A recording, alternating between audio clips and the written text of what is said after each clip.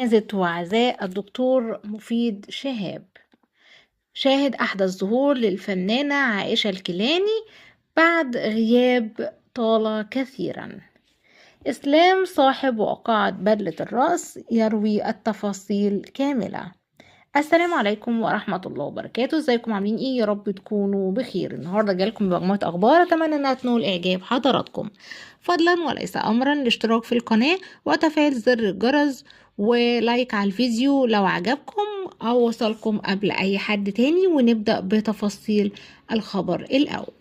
توفي الوزير السابق مفيد شهاب رئيس جامعة القاهرة الأسبق وزير التعليم العالي الأسبق، ومن المقرر أن يتم أداء صلاة الجنازة يوم الأحد الموافق 15 من فبراير عقب صلاة العصر بمسجد المشير طنطاوي بمدينة نصر. وسيقام العزاء أيضا يوم الاثنين الموافق 16 من فبراير عقب صلاة المغرب بمسجد المشير طنطاوي بمدينة نصر القاعة الرئيسية. وجامعة القاهرة تنعى الدكتور مفيد شهاب رئيس جامعة القاهرة الأسبق وزير التعليم العالي الأسبق، وبالغ الحزن والأسى نعت الجامعة برئاسة الدكتور محمد سامي عبد الصادق الدكتور مفيد شهاب. من المعروف أنه كان رحمة الله عليه أحد أعلام الفكر القانوني في مصر والعالم العربي، الذي وافته ألمانيا بعد مسيرة علمية ووطنية حافلة بالعطاء قدم خلالها الكثير في خدمة الجامعة والوطن. رحمه الله رحمة واسعة وجزاه عن علمه وعطائه خير الجزاء. ندخل على الخبر الثاني وهو عن الفنانة الجميلة عائشة الكيلاني اللي غابت عننا كتير جدا وظهرت لنا.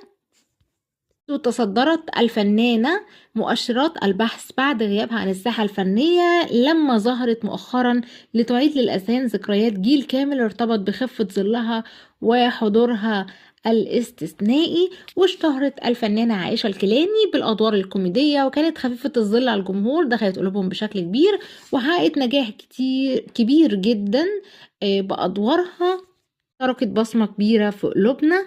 طبعا زي ما حضراتكم عارفين ان هي شاركت في كتير قوي من الافلام برغم من ظهورها المحدود، زي فيلم الارهاب والكباب للزعيم عادل امام واللي تركت فيه بصمة كوميدية كبيرة جدا، وده اللي خلى الزعيم بيستعين بيها مرة تانية في فيلم المنسي لما قامت بدور اخته، بالاضافة طبعا لمشاركتها مع الفنان محمد صبحي بدور زوجته في فيلم الشيطانة التي احبتني. أما بقى بالنسبة للدراما فهي شاركت في العديد من المسلسلات زي عمر بن عبد العزيز، هارون الرشيد، العطار، والسبع بنات، أرابيسك، ألف ليلة وليلة. وبالنسبة للمسرح فقد شاركت في أول عمل مسرحي ليها في مسرحية سك على بناتك مع الفنان فؤاد المهندس بدلا من الفنانة سناء يونس. كما شاركت في مسلسل أبو ضحكة جنين عام 2009 وده كان آخر أعمالها، وبعدها اختفت عن الساحة الفنية تماما، وبعدين ظهرت مرة تانية في أحد البرامج وكان شكلها مختلف تماما بعد ما أجرت عملية زراعة أسنان واتغيرت ملامحها بشكل تام جدا. وندخل بسرعة الخبر الثالث اللي قالب السوشيال ميديا بقاله تقريبا 3 أو 4 أيام تقريبا، وهو عن إسلام صاحب واقعة بدلة الرأس واللي ظهر لنا النهاردة عشان يكشف لنا شوية تفاصيل.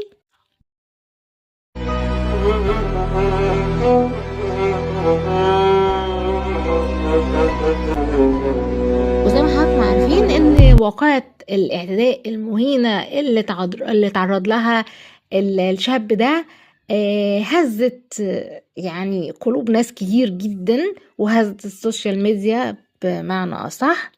الشاب ده الموضوع ده حصل في قرية ميت عاصم التابعة لمركز بنها محافظة القليوبية، وكشف لنا إسلام تفاصيل الواقعة وده ظهر من خلال لقائه مع برنامج صباح العربية المذاع على قناة العربية يوم الأحد.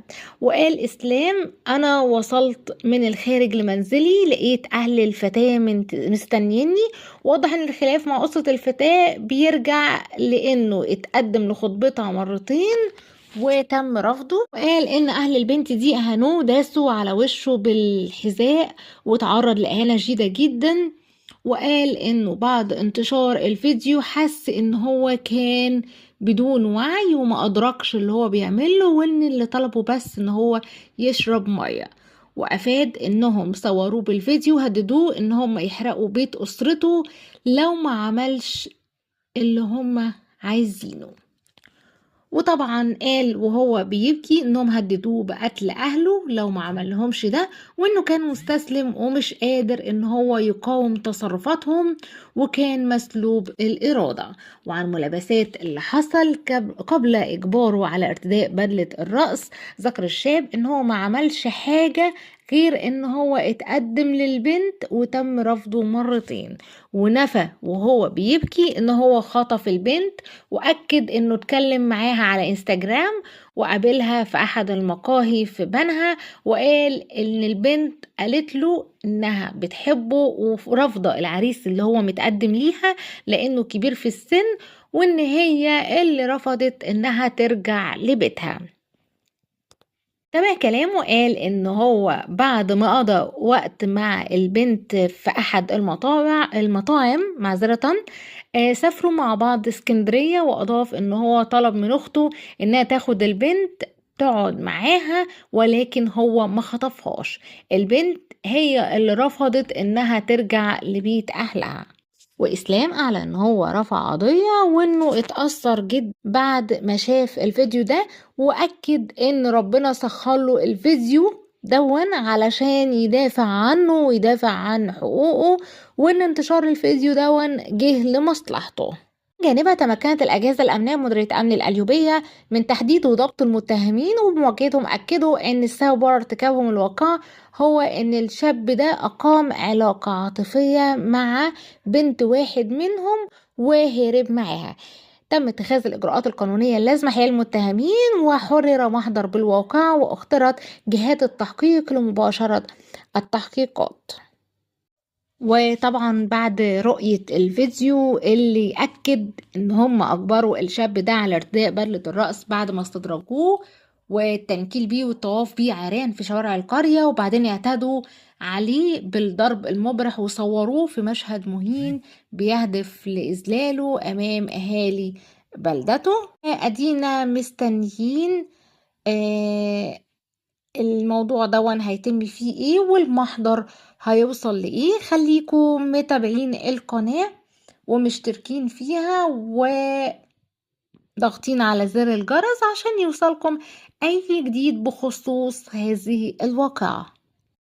وبكده يكون خلص الفيديو ده، ولكن ما خلصتش فيديوهاتنا ولا اخبارنا على مدار اليوم وكل يوم. استنوني في خبر جديد.